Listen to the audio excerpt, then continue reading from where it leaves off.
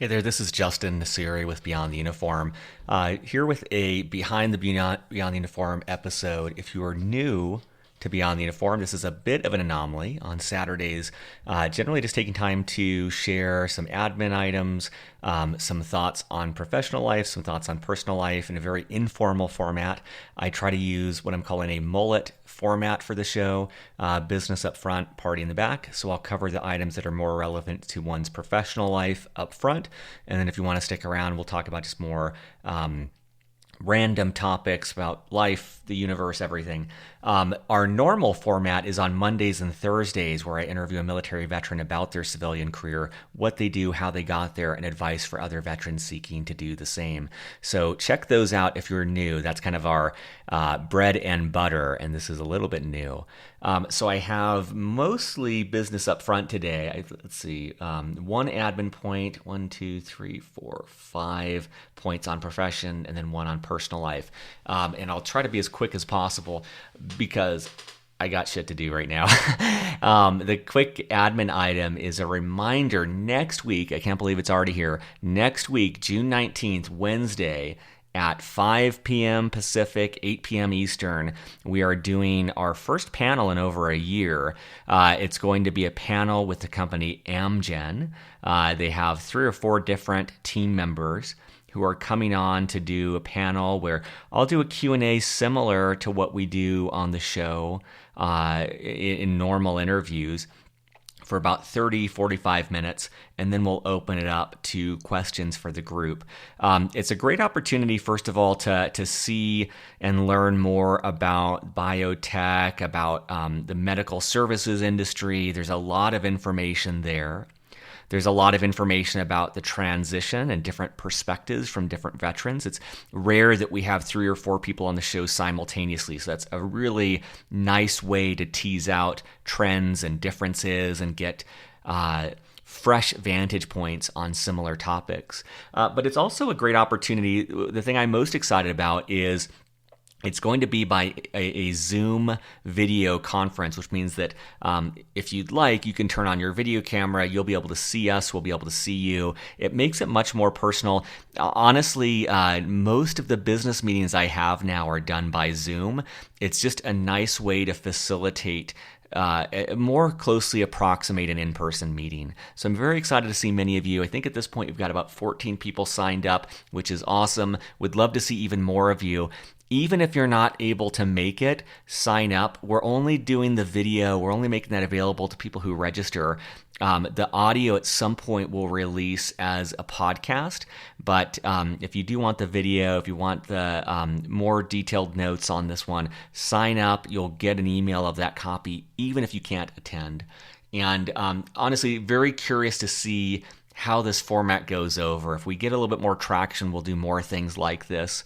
But again, going along with what I shared after our Beyond the Uniform team meeting a few weeks ago, really wanting to just kind of focus on things that add value to our community and where our audience is pulling us in that direction. So no pressure. If this type of concept appeals to you, register.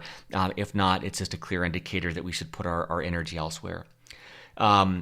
I also wanted to share, if you did not listen to the most recent episode, that's Thursday, June 13th episode with Billy Hurley, definitely check it out. I just keep coming back to this one. I admire Billy.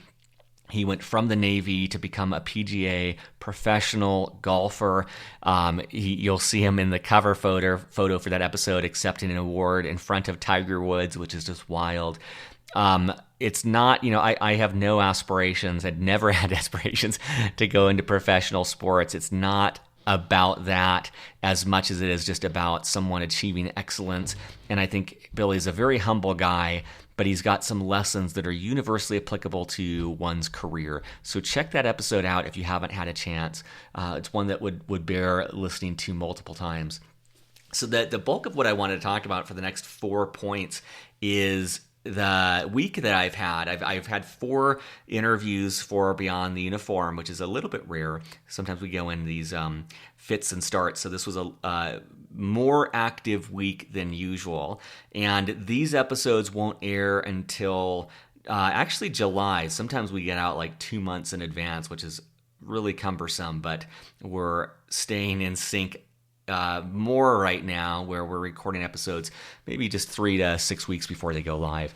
But it's so exciting to think about. I mean, I'm first of all grateful to be able to do this. The quality of guests we're having in the show just continues to increase. And I'm also grateful Steve Bain has been taking the charge on putting these together. I'm grateful to all of you who shared feedback. Many of these episodes are directly related to feedback we received from the community. And so it's just great to have that feedback loop going so we can make sure we're adding value where you need it. But the first interview I wanted to talk about is with Maggie Neal. And Maggie was actually a professor that I had while at business school at Stanford. And she has taught negotiations for over 30 years. She is an expert on the subject. She's written multiple books, over 70 different articles. You'll see her in Fortune, Forbes, Inc., all sorts of crazy publications. This is more of a skills-based episode, and by that I mean Maggie is not a veteran herself, but I reached out and said, look, negotiations is something that we don't really get experience with in the military. Some of you may, but I'm suspecting that's maybe, I don't know, hostage negotiation or something just wildly different than you would experience in the traditional business setting. And on top of that, I pointed out to her that many guests on the show have talked about how they have difficulty in an interview or in a negotiation advocating for themselves when they come from a background of selflessness, of advocating for subordinates or teams, but not for themselves, using we, not I, all sorts of things down that path. And so I wanted to get her extremely expert advice on a topic that I think is going to benefit the entire community. And I want to make a quick plug on this. If this is exciting to you, or when you listen to this episode, if this is helpful, please let us know. And let us know what other topics to cover. And it does energize me to think about finding other world-class experts like Maggie to take deeper dives on subject material that will be helpful to the community, regardless of your individual place in your career right now or career aspirations, industries, functions, etc. So what I love about Maggie, I mean, she's obviously a world-renowned instructor, so she's great at teaching. But what struck me is we start off and she just dispels the thought that what most people think of negotiations is incorrect. Most people view it as adversarial, as zero-sum, as I will win or lose. And she goes through in granular detail why that mindset will undermine your success in a negotiation. And we go through things about creativity, collaboration, homework, understanding your needs, their needs, and specific milestones you need to achieve and figuring out your needs.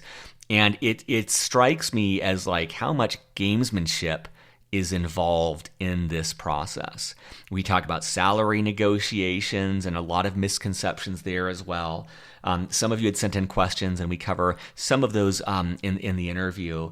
But it was also interesting because when I was listening to her on the show, this is my perspective of veterans and why they face challenges in negotiations. She was laughing because she's found the exact same thing for her work with women in business. And there were some parallels there that were really interesting. So Maggie Neal's episode, let me actually pull this up. When is that coming out? Quick plug. We use this product called Airtable, which is incredible. I won't try to explain it right now, but it will blow your mind if you're into spreadsheets. It's it's a startup that's raised a ton of money, and they're very impressive technology. So I'm pulling up Airtable as we speak. Okay, July 15th, that one's coming out. I'll go into a little bit more of a deeper dive on the sneak preview towards the end of the month, covering the episodes for July. So that was awesome. And then Preston Pitchman, dude, this guy is incredible. So Preston, he graduated in 2003 from West Point. And he runs on the side, he runs one of iTunes' number one podcasts. It's called The Investor Podcast, or We Study Billionaires. What a great title. And He's met with Tony Robbins. They've gone into detail about Oprah and Jeff Bezos and all sorts of great things, like very, very high quality content. And at the same time, he has also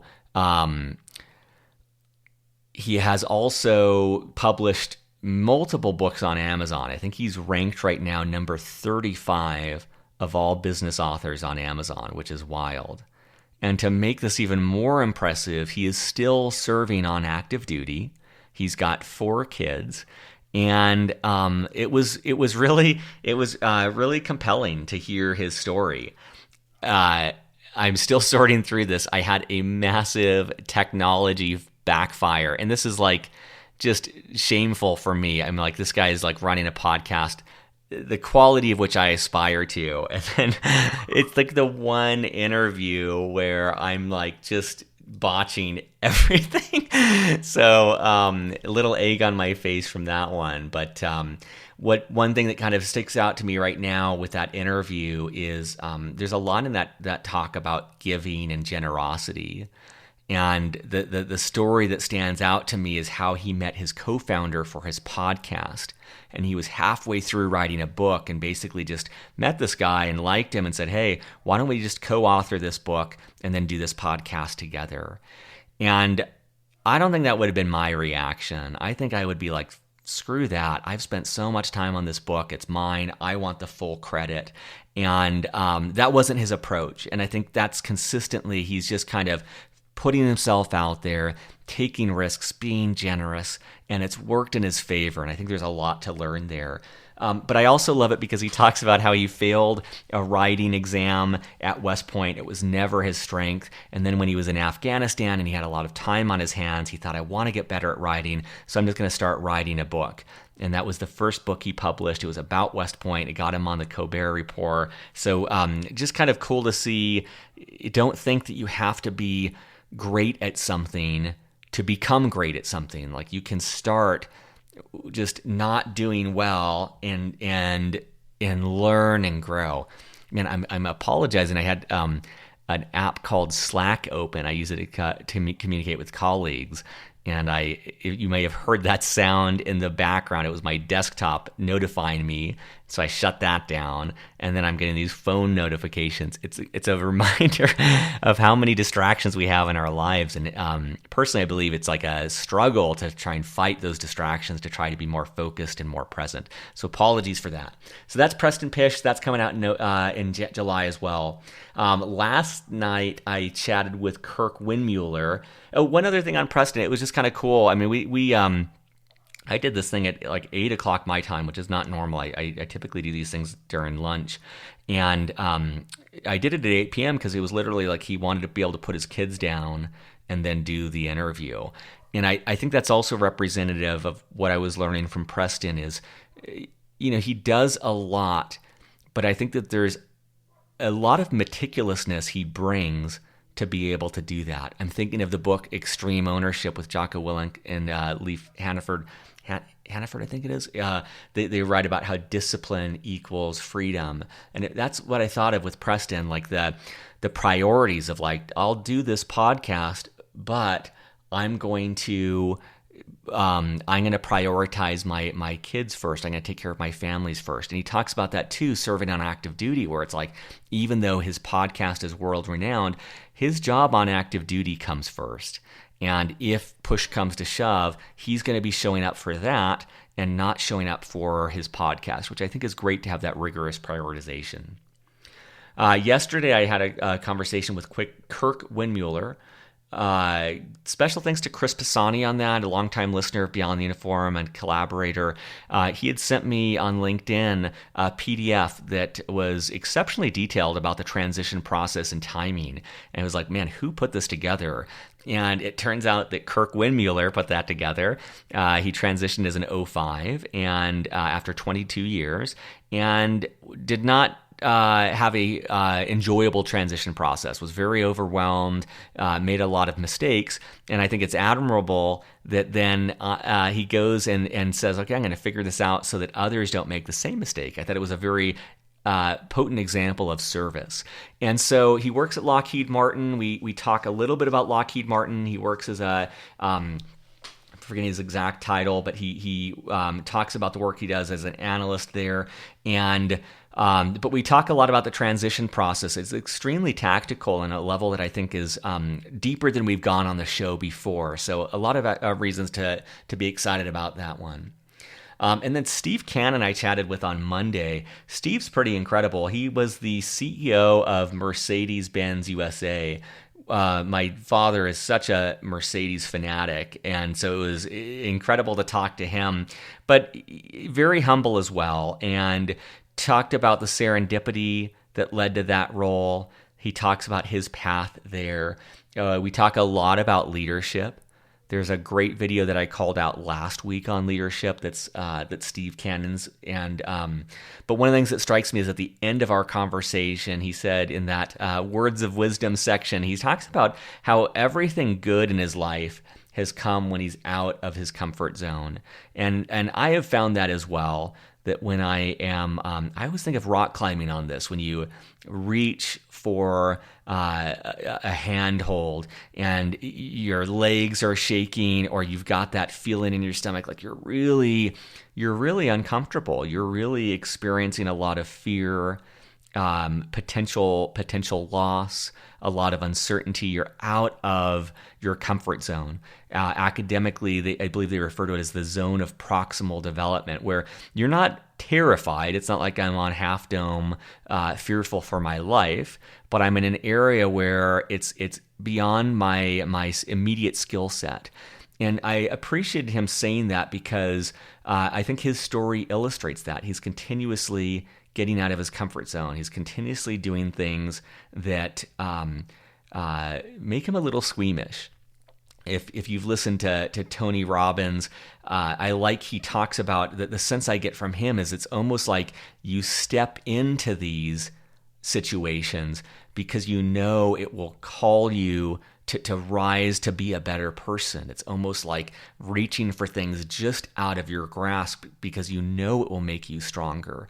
And I've experienced this. I've been doing a lot of consulting work, and I've been consciously doing this of applying to and accepting projects where I'm not certain that I can deliver on it, that it might be just out of my reach. And I have a lot of fear of failure with that. I have a lot of fear of not being accepted with that.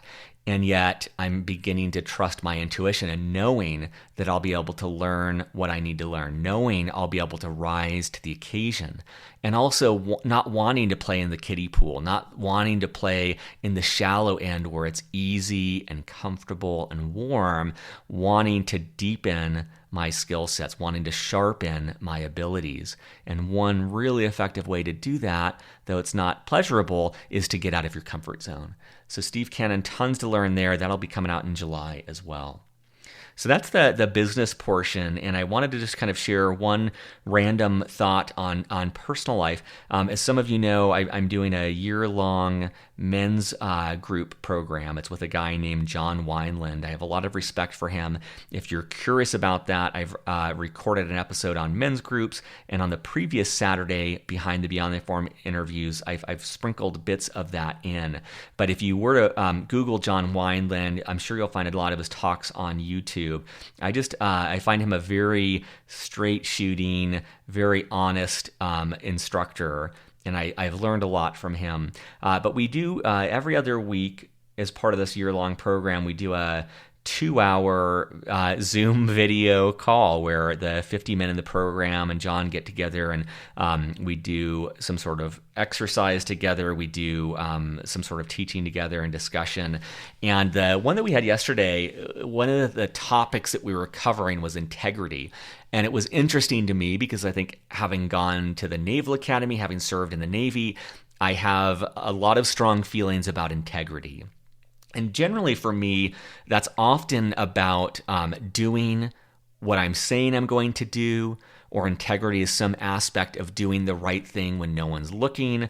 There's various definitions that I've borrowed from people along the way.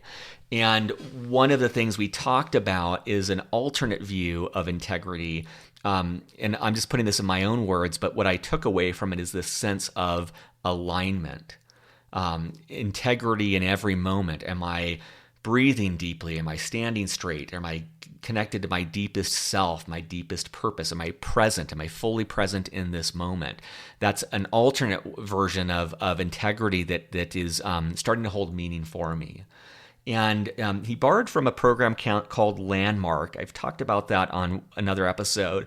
Landmark Forum are these weekend-long events that are, I have done one of them and really enjoyed it. It's kind of a way of getting out of your comfort zone, challenging assumptions, and finding blind spots in your life. It will definitely put you out of your comfort zone. So that's one thing to check out, the Landmark Forum. But one of the things that he shared from the Landmark was this view that we're always out of integrity. There's always something in our life that is not in integrity. And that's somewhat difficult for me to hear because I think I take integrity very seriously. It's like an incredible accusation to say that someone doesn't have integrity. And it's something I strive towards. But to acknowledge, in this viewpoint at least, that, hey, you're actually never fully in integrity. There's something in your life that is not lined correctly, to me was a little bit revolutionary. And what we talked about yesterday was not struggling to try to do everything, right? I think that for me gets me in the state of exhaustion or overwhelm. But the power of acknowledging when we're out of integrity and being aware of it. And I'll give you some specific examples. But what we talked about is how for most of us, when we're out of integrity, we feel that drag in our life. We feel that friction and that burden. And that burden can be lifted by being honest, by accepting that we are out of integrity, by acknowledging it. And in many cases, taking action to set that right, which again might not be accomplishing what we said, but doing some action to correct that. And I'm actually doing a process. It's starting this week, so I can't really share a lot about it. But we're calling an integrity checklist. We're paired up with one other man in the group, and we're holding each other accountable on a weekly basis. We actually made a list. It was literally a 5-minute exercise. We said, okay, when it comes to your purpose in life, when it comes to your intimate relationships, when it comes to your relationship to yourself, and when it comes to your friends and other relationships, just list for each of those categories 3 areas in which you're out of integrity.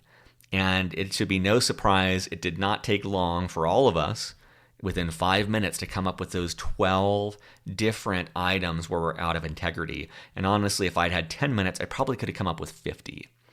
And so, things for me that came up was feeling this burden, feeling this drag in my life around fitness.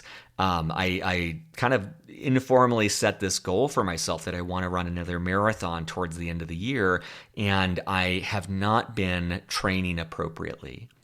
And I noticed the guilt, even though this was kind of this informal thing that I haven't even talked about with anyone, but I just kind of said to myself, I feel this guilt every day that I'm not doing that.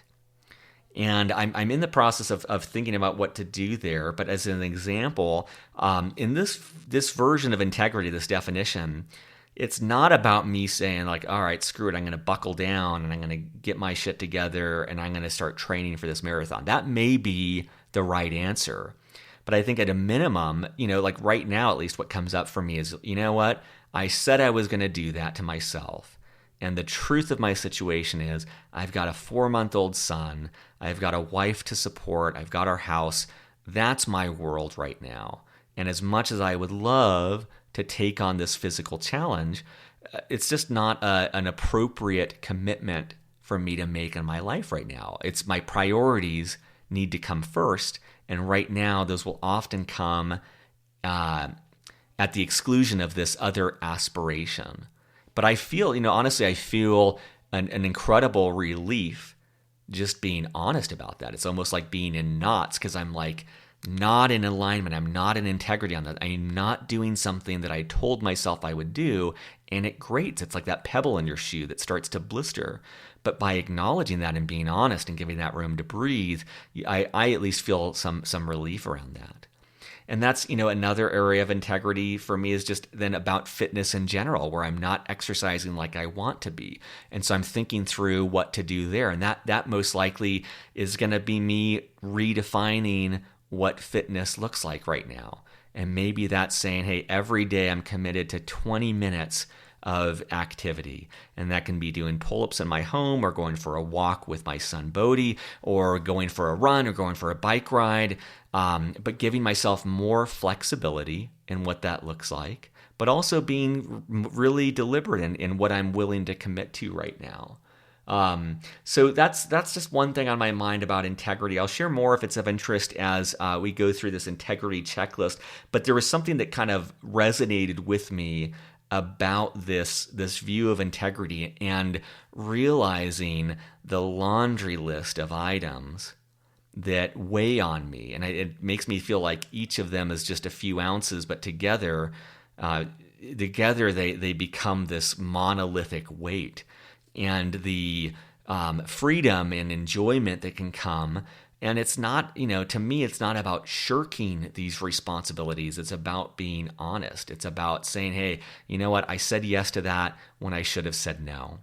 That's something I do a ton of. And one of the things I'm realizing is like, okay, by taking accountability for that, by being honest about all of the areas in my life where I've said yes, if I really would have just given myself a second and felt what I really needed and what my priorities really were, I would have said no to that.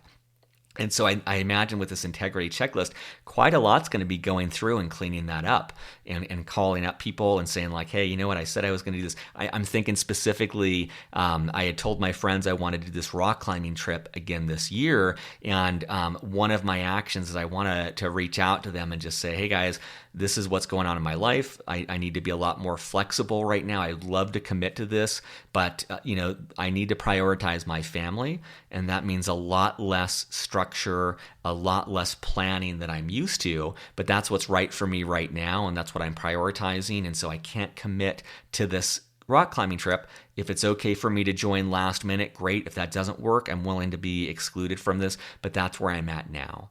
And that's something that feels very liberating for me.